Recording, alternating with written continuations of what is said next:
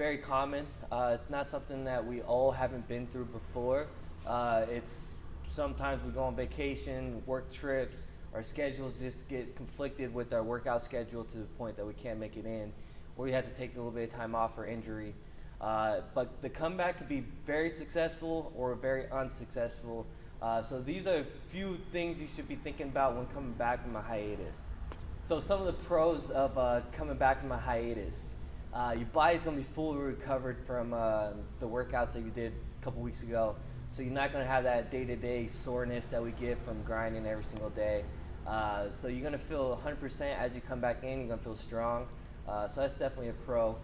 You're also going to feel the benefits of being consistent with your training, because when we are consistent, we get that endorphin rush from the workout, which makes us feel better throughout the day. It makes us have better moods, and our energy's a little bit higher. So those days that you don't get that training, you see the negative effect that it has. You get a little bit more snappy on people. You're just a little bit less happy throughout the day. So seeing that benefit of that change from getting a workout in to not getting a workout in makes you a little bit more hungry, which is also something that's a pro. You're going to be a little bit more motivated to get back into being consistent. Just because taking that time off, odds are you're going to see the negative effects that it has on your body, your energy, and your mood swings. Okay, so that's going to make you a little bit more motivated to get back into it. The cons of being out for hiatus is we're going to develop those bad habits that we had before we started training. So it could be bad posture, it could be bad eating habits, but odds are we're going to go back to those habits just because we don't have that workout to kind of motivate us to get away from those habits. So we do got to take those into consideration. You also going to the workout's going to make you a lot more sore than you used to, just because when you're consistent, your body adapts to that soreness, so you don't feel as sore as you would when you first started. But taking 2-3 days off, let alone weeks, coming back from that first workout, you're going to be really sore again. So that first week's going to be pretty tender. So you just got to be aware of that and be prepared. Just because you're feeling that soreness doesn't mean that you should take another day off. It just means that we have to get back to being consistent. Plus, the last con to taking a hiatus, you just got to realize you're not going to be at the same skill level that you were at when you took that hiatus or took that time off. So you just got to not get discouraged about the weights that you're lifting or the times that you get on the workouts or how you're feeling during the workouts. Just know that it's back to day one, and it's going to take a little bit of time to get you back to that being consistent and feeling good on your workouts. So there are some pros and cons to taking a hiatus or making your comeback from taking some time off. It's okay, just be aware of them when coming back. Also, we have 3 steps to kind of make it a little bit more successful as you come back. Step 1 is probably the most important. It's check your ego. So whenever we come into a class, we always say, leave your ego at the door. It's very true for someone coming back from a hiatus. Just for the fact that you understand how the workouts are going, you understand how to push, the intensity levels, and you understand the goals and the PRs. So you have that in your mind, and you just want to get back to that. But if you're coming back, you just want to not think about those things. Those are for the future once we get more consistent.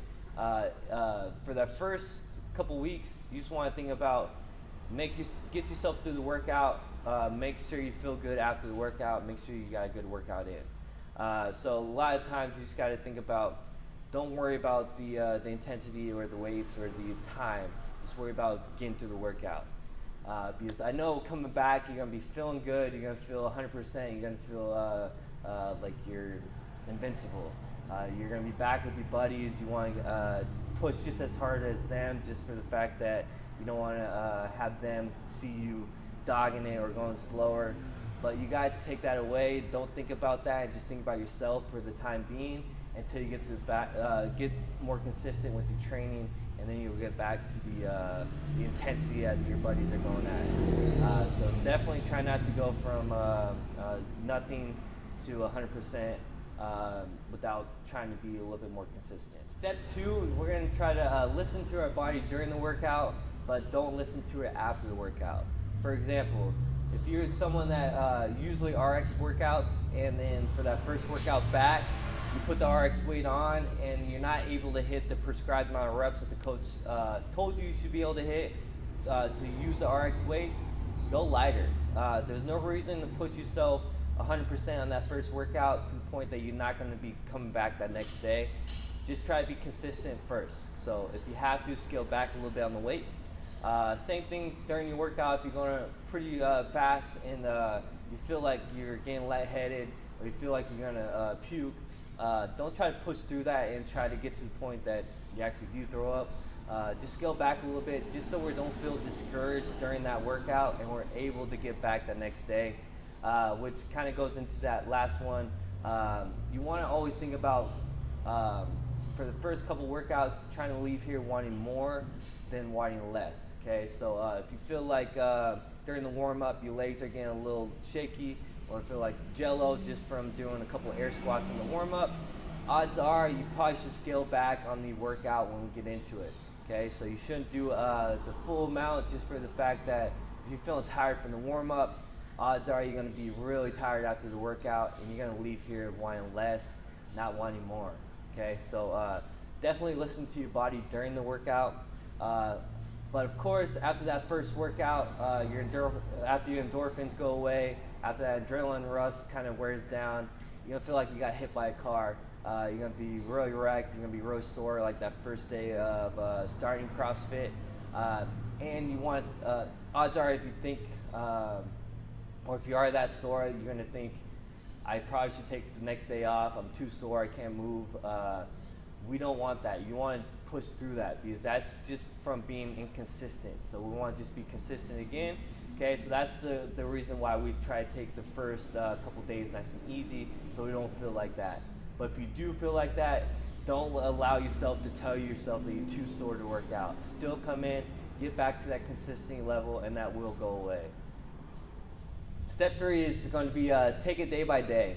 So you're not going to be realistic if you expect to, after being inactive for 2 weeks, to come back and like a light switch, be 100% consistent with your training and your nutrition. Your expectations might be a little bit too high if you do expect this as you make your comeback. You just got to think about the 1% rule. The 1% rule is you could ask yourself in the morning or at night, what can you do to make yourself 1% better than the day before? Okay, so if you're being inconsistent for 2 weeks, 3, or anything longer than that, or one day, what's that next day? What's one thing you could do to make yourself 1% better? So if that's just training first and you get that consistent, then the next thing will be nutrition. That'll be a little bit easier to be back to that successful point that you were once at. Right? So definitely take it day by day. Ask yourself daily if you got 1% better than the day before. So these are the 3 steps that you could think about as you're making your comeback from taking time off. Think of that break as taking 1 step back to take 2 steps forward. So don't get discouraged when you're not at the same level. Keep your expectations realistic. Think about that 10-class rule before you start pushing to 100%. Be proud of just getting 1% better each day. This will lead you to getting stronger, faster, and healthier than you were before you took that time off. So give these steps a try. Thank you for watching. Hope to see you soon.